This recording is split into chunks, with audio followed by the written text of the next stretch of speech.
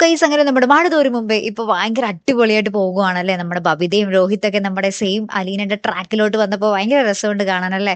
അപ്പൊ ഇന്നും നമ്മുടെ ബബിതയും അലീനയും കൃഷ്ണമോളൊക്കെ ആയിട്ടുള്ള വളരെ രസകരമായുള്ള നിമിഷങ്ങളാട്ടോ. നമ്മുടെ ബബിതയും കൃഷ്ണമോളും കൂടി മുറ്റടിക്കുന്നു.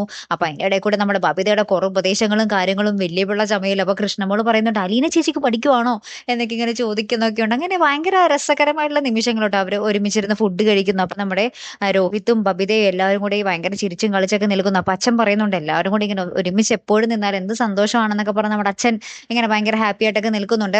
പിന്നെ നമ്മുടെ അച്ഛനുണ്ടല്ലോ അലീനയുടെ അടുത്തേക്ക് വരുന്നുണ്ടേ.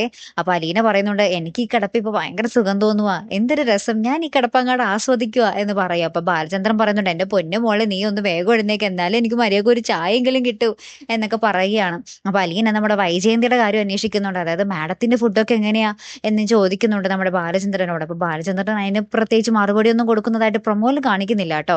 പിന്നീട് നമ്മുടെ അലീന ഭയങ്കരമായിട്ട് കരയുന്നതും കാണാം. ആ ഒരു സന്തോഷം കൊണ്ടാണോ അല്ലെങ്കിൽ അവിടെ വല്ല വേറെ പ്രശ്നം നടന്നോ എന്നുള്ളത് നമുക്ക് കണ്ടു തന്നെ അറിയണേ. കാത്തിരുന്ന് തന്നെ കാണാം. അപ്പൊ അടുത്തൊരു വീഡിയോയുമായി വരുന്നത് വരയ്ക്കും ഗുഡ് ബൈ.